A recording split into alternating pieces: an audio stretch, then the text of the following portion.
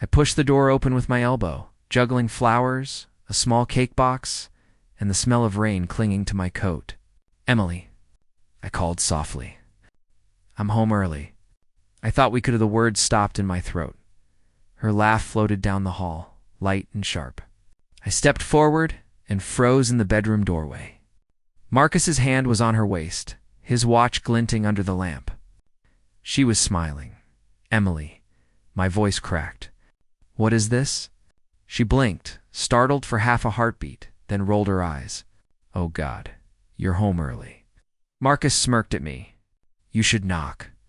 I stared at the flowers trembling in my hand. "It's my birthday," I whispered. "I came home to surprise you." Emily slid off the bed, pulling a robe around her. "You weren't supposed to see this?" "It's not what it looks like. It looks like you're in my bed with him." My throat burned. Marcus stretched lazily. "Don't be dramatic. She deserves more than a man who spends his life playing safe." I looked at Emily, waiting for her to deny it. She crossed her arms. "You'll never be enough for me," she said flatly. "Not the way Marcus is." The room tilted. My fingers went numb. "After everything, you're boring," she cut in. "Always talking about someday. Marcus is now." I dropped the flowers. Petals scattered across the carpet like little wounds. "I loved you," I said. "I trusted you," Marcus laughed, low and mocking. "Trust is for losers." I stepped back, gripping the doorframe. "You've planned this?" Emily's eyes flicked away. "We didn't plan to tell you tonight." I felt my chest tighten, my pulse hammering. "Tell me you're joking," I said. "Please." Marcus smirked again. "Don't beg." "It's pathetic." And my phone slipped from my hand and hit the floor with a dull crack. "You're both pathetic," I muttered. Emily raised her chin. "Leave, David, just leave." I stared at her. This was supposed to be our night. She shrugged. "Things change." I turned to Marcus. "You were my friend," he snorted. "Business friend. Big difference." My fists clenched. For a second I imagined hitting him, wiping that grin off his face. My knuckles twitched. "Do it," Marcus taunted. Hit me. "Then I'll call the cops and you'll lose everything." I shut my eyes. Air burned in my lungs. "No," I whispered. "Not tonight," Emily snapped. "Stop making a scene." I opened my eyes, meeting hers. "You stopped being my wife the moment you let him touch you." Her lips trembled for just a second before she turned away. "You'll survive. You always do." I Stepped back into the hallway. "Enjoy the money," I said quietly. "It won't last." Marcus called after me. "Don't be bitter, man. Upgrade yourself." I walked out into the cold night, the door slamming behind me like a gunshot. The street smelled of wet asphalt and smoke. My breath came in ragged clouds. I whispered to myself, "It's over." My hands were shaking. My chest felt hollow. The cake box tilted. Icing smearing across my coat before I dropped it onto the sidewalk. My phone buzzed with a message. Emily's name, but I couldn't bring myself to pick it up. I stared at the cracked screen. The light flickered and died. I leaned against the brick wall of the building, sliding down until I was sitting on the pavement. Cars hissed past on the wet road. My heart pounded so loudly I thought the world could hear it. "I'm done," I muttered. "I'm finished with them. With everything." A stray cat brushed against my leg and darted away. I almost laughed at the absurdity. Flowers, cake, betrayal, my birthday gift. I clenched my fists, feeling the cold bite my skin. "This is the end of my old life," I whispered. "Right here." "Right now?" Marcus's laugh echoed in my head. Emily's words cut like knives. "You'll never be enough for me." I closed my eyes. "We'll see," I said aloud. "We'll see who's enough." The rain started again, thin needles on my face. I stood slowly, wiping my hands on my coat. The night around me felt darker, but somehow sharper. I whispered once more, a vow no one could hear but me. "You broke me tonight, but I will not stay broken." And I walked into the streetlight's glow, leaving the petals and cake behind, and felt the first cold stirrings of something I hadn't felt in weeks. Resolve. I sat on the kitchen floor with an empty bottle rolling against my knee. The smell of whiskey clung to my shirt. My phone buzzed again.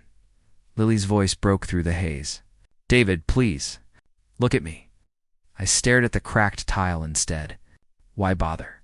She crouched beside me. "Because you're still here.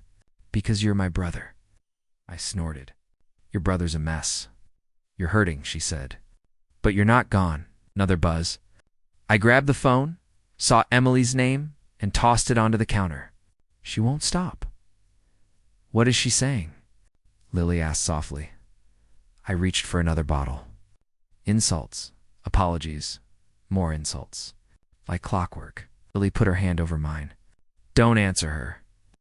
"I haven't," I muttered. "Not once. But she keeps clawing at me." Lily's eyes searched mine.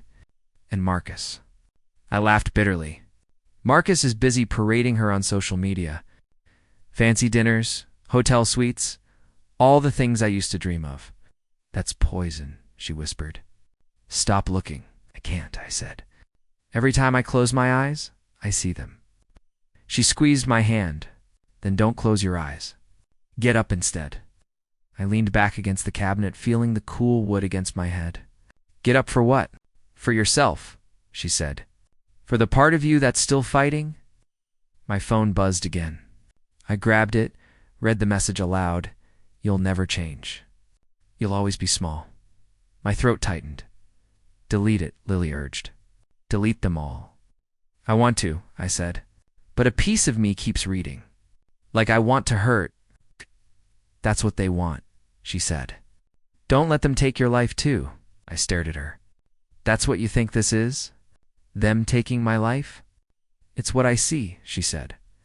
"Every night you drink, every glass you smash, they win." I looked at the broken shards under the table.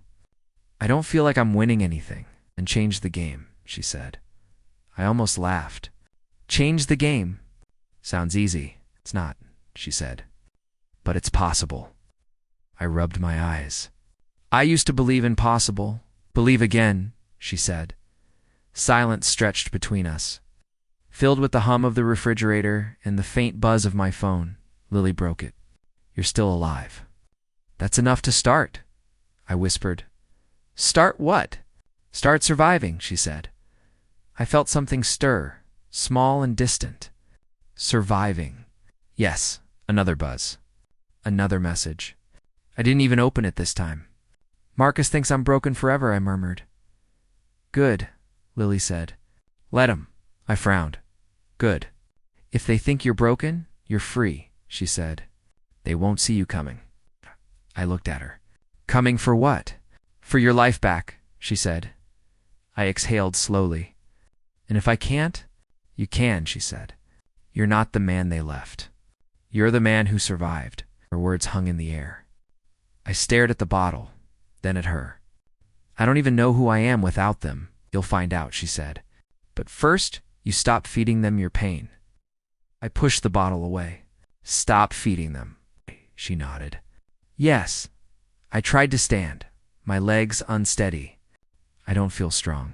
"You don't have to," she said. "You just have to move." I grabbed the counter and pulled myself up. "Move," I echoed. She smiled faintly. "That's it." I wiped my face with my sleeve.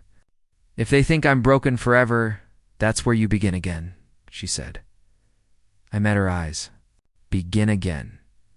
Yes. I looked at the phone one more time. Messages stacked on the screen unread. I turned it face down. Lily stood. "Come on. Let's clean this up." I nodded. "Okay." We picked up the shards in silence. My hands shook, but I didn't cut myself. The trash bag filled with glass. I whispered, "They think they've won." She whispered back, then surprised them. I stared at the dark window. My reflection looked hollow, but there was a glint I hadn't seen before.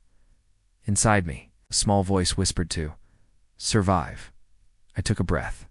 "Survive," I said aloud. Lily's hand brushed mine. "That's my brother." I closed my eyes for a heartbeat, then opened them.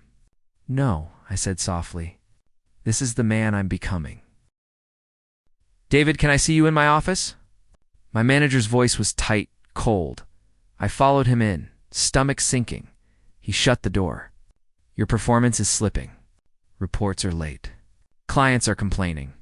If this continues, you won't be here much longer. I opened my mouth, but no words came. Shame burned through me. Fix it, he said flatly, waving me out. I stumbled back to my desk. My hand shook over the keyboard. Then a new voice cut in. Pathetic. I looked up. Clara stood there, arms crossed. Sharp suit, sharper eyes. What? I muttered. You heard me, she said. Pathetic. You sit here drowning while the world moves on. Okay. Anger flared. You don't know what I've been through. Her eyes narrowed. Your wife cheated, yes? Everyone knows. But tell me, why should the rest of us care? I froze. That's cruel. It's true, she said. The world doesn't hand out sympathy. Stop pitying yourself. I clenched my jaw. Easy for you to say. No, she snapped. It's hard for me to say because it means holding up a mirror you don't want to face. I glared at her. Why are you even talking to me? Because, she said, leaning closer, I don't waste my time on people who can't be saved. Somewhere under all that self-pity is someone who can fight. Prove me right. I laughed bitterly. Fight? For what? For your future, she said. For your dignity. For revenge, if that's what you want. But stop acting like a victim. Her words cut deep. Revenge? I echoed. She smirked. Yes. You want to show your ex-wife and that rich fool what they lost? Then work, outperform, outshine, crush them with success. My pulse quickened despite myself. And if I can't? You can, she said. You're not weak or lazy. There's a difference. I stiffened. Lazy? Yes, she said. Lazy men drown in whiskey and excuses. Strong men build themselves back up. Which are you? Heat rushed through me. I'm not lazy. Then prove it, she said, dropping a file on my desk. Numbers. Client strategy. Deadline tomorrow morning. I stared at the thick folder. That's impossible. Her smile was razor sharp. Good. Then you'll surprise yourself. I swallowed. Why are you doing this? She leaned back. Because I see potential. Don't waste it. That night, I worked until my eyes burned. Spreadsheets blurred, coffee went cold, but I kept going. Morning came. Clara strode up, heels clicking. Well? I handed her the report, exhausted. Done. She flipped through it, lips twitching. Better than I expected. Barely slept, I muttered. She looked at me. And yet you delivered. See? Not weak? Just lazy before. Her words stung, but also sparked something. You enjoy insulting me, don't you? She smirked. Only when it works. Rubbed my temples. I hate that you're right. Good, she said. Hate me. Use it. Push harder. Another file hit my desk. This one's worse. I groaned. Seriously. Seriously, she said. Or walk away and prove your ex right that you'll never be enough. Her jab hit home. My fists tightened. I'll finish it. Good boy, she said, turning away. Don't call me that, I snapped. She glanced back, amused. Then stop acting like one.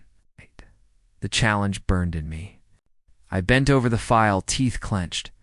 Hours later, when I brought it to her office, she looked up slowly. You're still standing, she said. Barely, I muttered.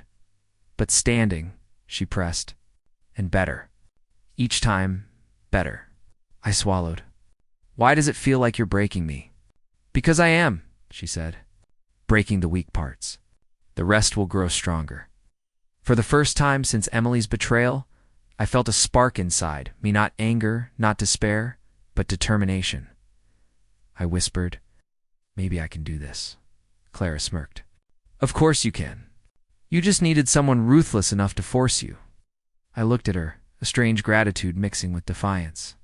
Then keep pushing. Her eyes gleamed. Gladly.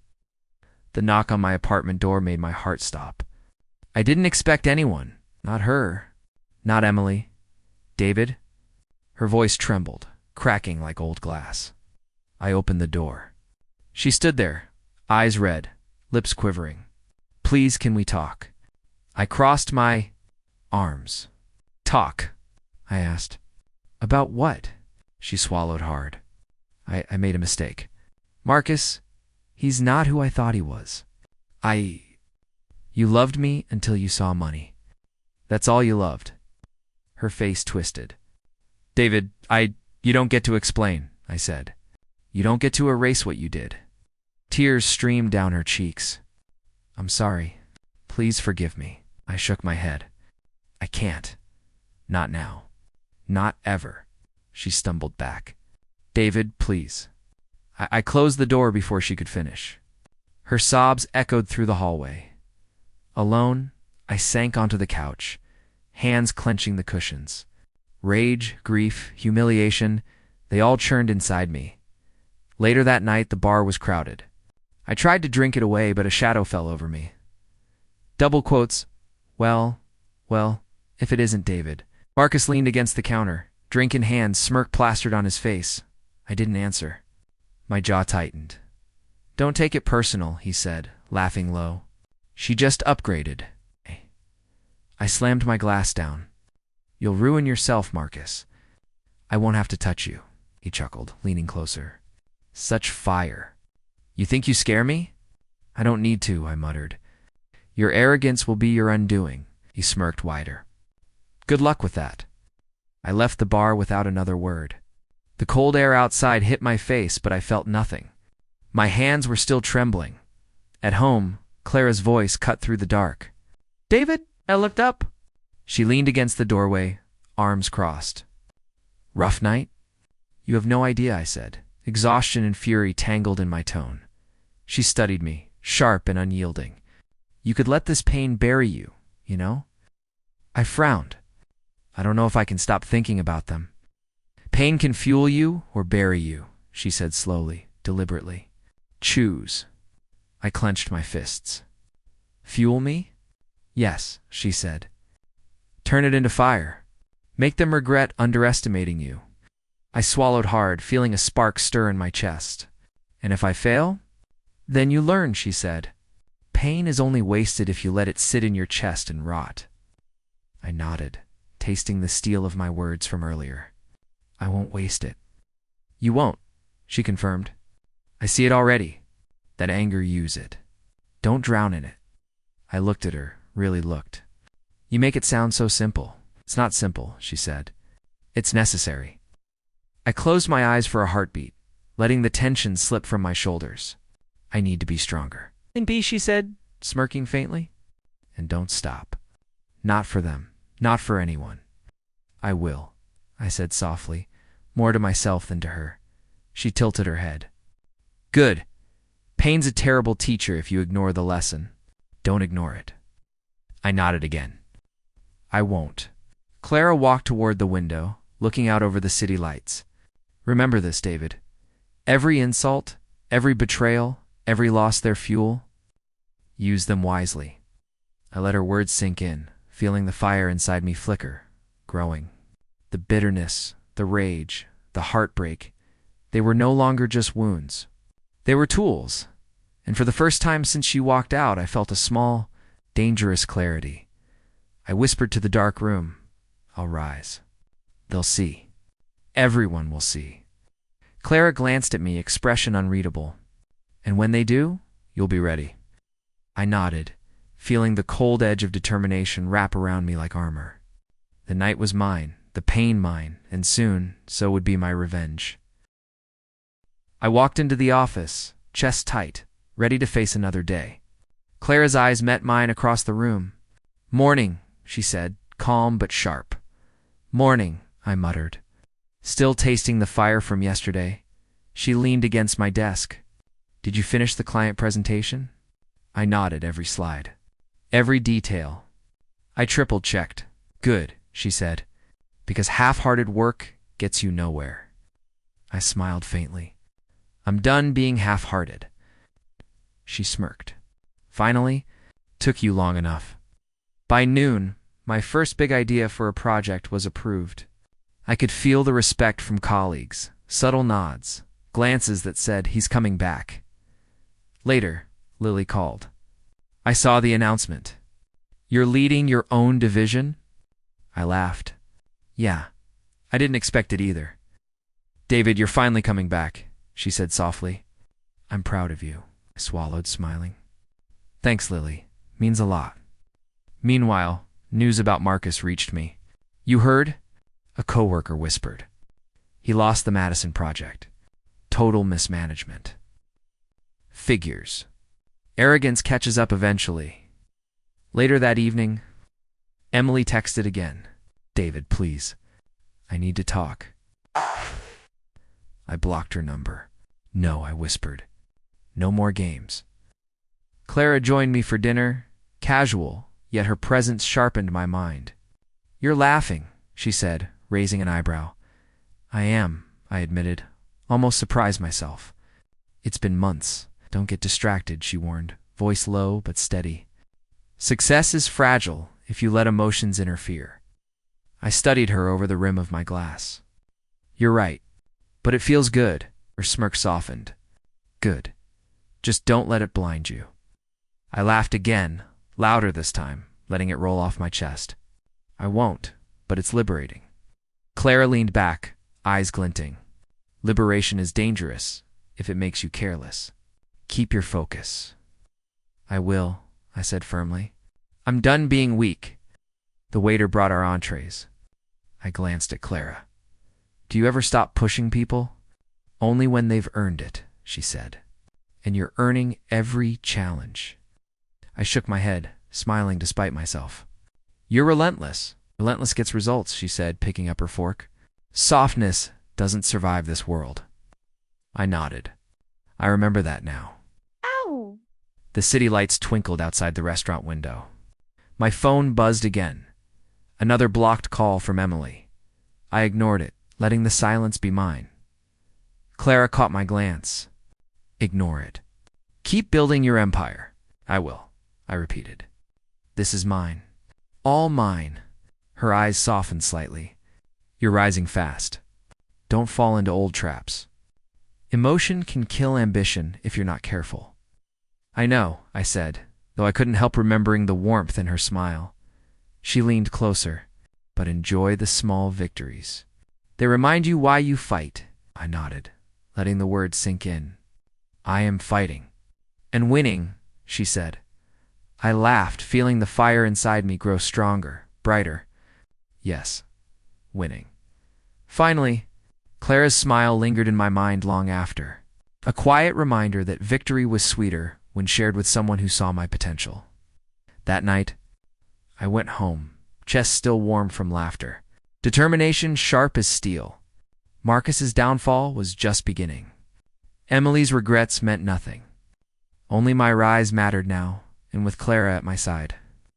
Nothing could stop me. The gala sparkled with chandeliers and champagne, but I barely noticed. My focus was Clara, walking beside me with effortless confidence.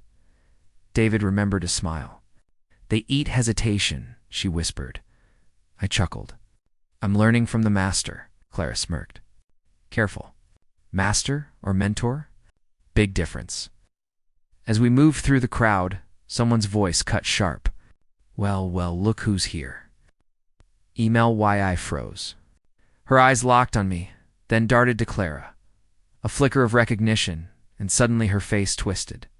"So this is your new toy?" She sneered, voice laced with venom. Clara's lips curved into a faint smile. "Let her choke on her own bitterness," she whispered, and I felt a thrill at her calm. Emily stepped closer. "You think you can replace me?" "David, are you seriously?" "I'm not replacing anyone," I said, cutting her off. "I'm building my life." "You. Your background noise now?" Her jaw tightened. "How dare you?" Clara's hand brushed mine briefly. She's just angry she's losing control. I glanced at Clara. "You knew each other?" "Yes," she said. "University." She humiliated me. Called me unworthy in front of everyone. I felt heat rise in my chest. She actually said that. Clara nodded, expression tight. I laughed then. I thrived in silence. Watch now, she's choking on her own ego. Emily laughed, bitter and sharp. You think this little partnership impresses me? I smirked. It impresses no one but me. And I'm fine with that. You'll regret this, she hissed. I doubt it, I said. I've survived worse than you. Clara leaned close, whispering, See? The balance is shifting. This isn't just business anymore. This is personal for both of us. I nodded slowly, feeling a surge of power I hadn't known in months. Emily's control was gone. The fear, the arrogance, all hers. Emily's lips curled. I'll make sure Marcus never forgets me. I laughed softly. Marcus isn't my concern anymore. Neither are you. Clara's eyes glimmered. Exactly. Focus on what matters. Let her unravel. Emily's glare burned into me. You don't know what's coming. I do, I replied, calm as steel, and it won't touch me. Don't be so smug, she said. You think you've won? Not yet, I admitted. But the scale is tipping, and for the first time, I'm on top. Clara placed her hand lightly on my back. Good. Let that feeling stay. Use it. Remember how it feels to have control? Emily's lips quivered, eyes flashing with jealousy. You'll see. I always get what I want. Clara's voice was icy. Not this time. I felt a thrill pulse through me. Emily wasn't the one in command anymore. She never would be. Not over me. Not over Clara, not over my life. Emily's smirk faltered, and I realized the shift had already happened. The power was mine, and now, I whispered to myself, everything changes. Clara leaned in closer, eyes gleaming. Good. That's exactly how it should feel. I nodded, chest tight with excitement and satisfaction. The fire inside me roared, and for the first time I wasn't just surviving. I was winning. Emily turned and stalked away, bitterness radiating from her like heat. I let her go. I didn't need to chase her.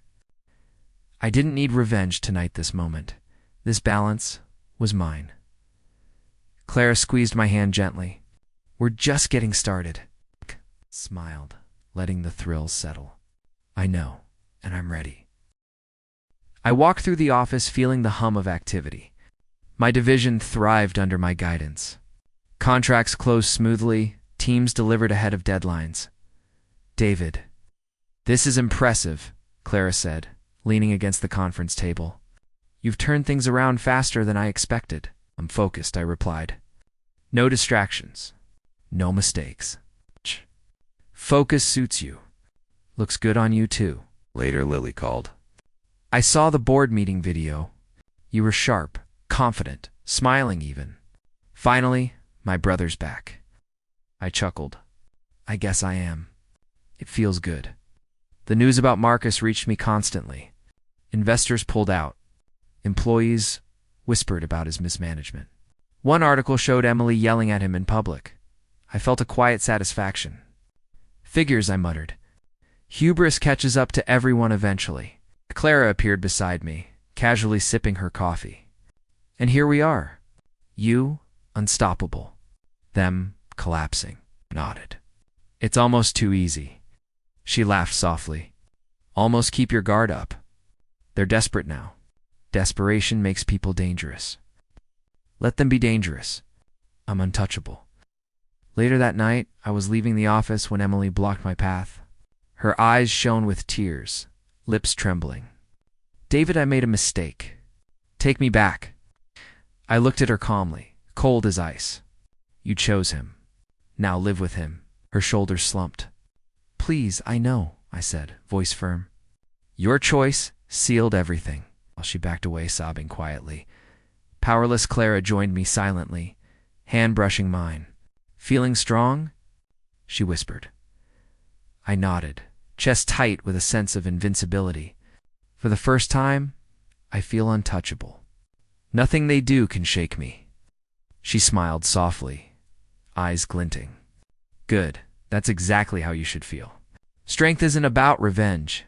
It's about standing tall while they crumble. I see that now, I said. I don't need to chase them. I don't need to prove anything. They've already lost. Lily called again, teasing. Careful, David. Don't let this power go to your head. I laughed. Too late for that. I've been through worse. I'm not going back. Clara pressed closer, voice gentle. You're not just rising professionally. I see you in every way. Stronger, smarter, better. I swallowed, feeling warmth. I couldn't have done it without you. She shook her head. No, you did this yourself. I only reminded you who you were. I looked out the window at the city lights. Marcus's empire faltered. Emily's tears were meaningless now. My heart beat steady, calm, confident. You're untouchable now. Clara said softly, eyes on me. Yes, I whispered, feeling it in my bones. Untouchable. And it's only the beginning. She smiled, hand brushing mine again. Good. Let that strength guide you. The world will follow your lead now. I nodded, letting her words settle. The fire inside me had grown into something unstoppable, and for the first time since Betrayal, I felt entirely, completely untouchable. The news hit my phone first. Marcus had gambled everything and lost. Millions vanished overnight. I muttered under my breath, figures. Arrogance always comes home to roost. Clara appeared beside me. You heard? Yes, I said calmly. His empire is collapsing. He's reckless. And now Emily will see the truth. She already knows, I think, Clara replied, voice quiet. Gossip spreads fast. Everyone sees cracks. I sipped my coffee. I can't imagine how she feels. Careful, Clara warned. Empathy is wasted here. She made her choice. A few hours later, my office door slammed open. Emily. Mascara streaked, hair disheveled, a tear shining on her cheeks. David, please, she sobbed. I'll do anything. Just give me one more chance. I didn't flinch. She fell into the chair across from me, voice trembling. I made a mistake. Marcus, he isn't who I thought he was. I was wrong, so wrong. I leaned back, letting her words wash over me. Go on, I said softly. I thought I wanted him, but I was blinded. I see now. I see you, the life I threw away, everything I ruined. Please, David. One chance. One moment to fix what I broke? Her hands shook. I'll do whatever you want. Just let me stay. I stayed silent, listening. Her sobs filled the room, echoing off the walls. I let it happen. Every word, every tear, every confession. Finally I spoke, voice calm, steady. Emily, you taught me what love isn't. For that I thank you. She gasped, clutching her chest. What do you mean? I mean, I understand now. I know who I am, what I deserve, and what love shouldn't feel like. You were a lesson, not my future. Her shoulders slumped. Please, David, don't do this. I'm not doing anything to you, I said. You're leaving because of your own choices. Your life, your decisions, not mine. She cried harder, sobs racking her body. I stood and gently guided her to the door. Go, I said. It's time. Outside my office, she paused, looking back with despair. You don't hate me? No, I replied honestly. I feel peace. You've done your damage, and I've grown. That's all. Clara watched silently from the side, eyes soft but proud. Well handled, she said quietly. I exhaled, letting tension drain from my shoulders. Thank you, I whispered. Emily finally left, footsteps fading, leaving only silence in her wake. I sank into my chair, chest light. No rage, no anger, just calm, just clarity. Clara leaned closer. This is what strength looks like. You've risen above it. I nodded, a small smile tugging at my lips. I never thought peace could feel like this after everything. She placed a hand over mine. It's real. You've earned it. Revenge doesn't always come from breaking others. Sometimes it comes from standing taller, unshaken. I looked at her. The weight of months lifting. I see that now, and it's satisfying in its own way. The office was quiet again, the city buzzing beyond the windows. I felt the calm settle deep inside, a warmth replacing the storm I once carried. Emily's world crumbled, Marcus's ruin unfolding publicly. And I was untouched. Strong, steady, finally at peace. Clara squeezed my hand gently. Tomorrow, we keep rising. I nodded. Yes, tomorrow and every day after. The office buzzed with energy, yet I felt calm and control. Investors praised our strategy. Contracts signed themselves, or almost. David, this is remarkable, Clara said, leaning over the table. Your growth this quarter, you've surpassed everyone's expectations. I'm just focused, I replied, scanning the documents. Every mistake from before, I've learned from them. She smiled softly. You've learned well. Stronger than ever? Later, Lily visited. She laughed as she hugged me. I've never seen you like this. Calm, confident, thriving. This is who you were meant to be.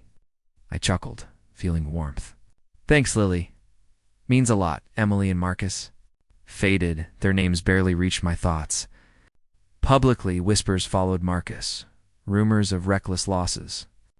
Emily was nothing more than a footnote, ignored by those she once tried to impress. One evening, Clara and I celebrated a new contract over dinner. You've come far, she said, raising her glass. Beyond far. I couldn't have done it without you, I admitted. You pushed me when I wanted to break. You reminded me who I am. She smiled, soft and intimate. You did the work. I only guided you. Still, your guidance mattered, more than I can say.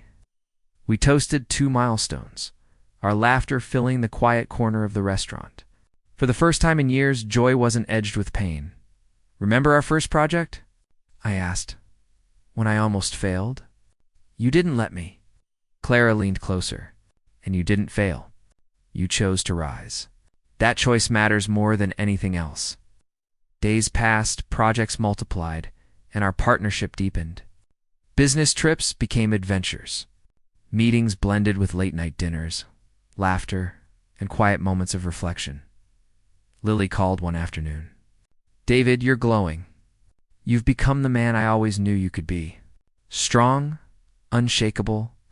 I laughed softly. Thanks, Lily. It's been a journey. Emily's attempts to reach me. Blocked, Marcus. Gone from the headlines. They'd vanished into the shadows, leaving their own chaos behind. One quiet night, Clara whispered as we watched the city from my office balcony. Your pain made you stronger. Turned, studying her. Stronger, yes. But more than that, it changed me entirely. I'm not the man they left behind. I'm unbreakable. She smiled, eyes reflecting the city lights. Exactly.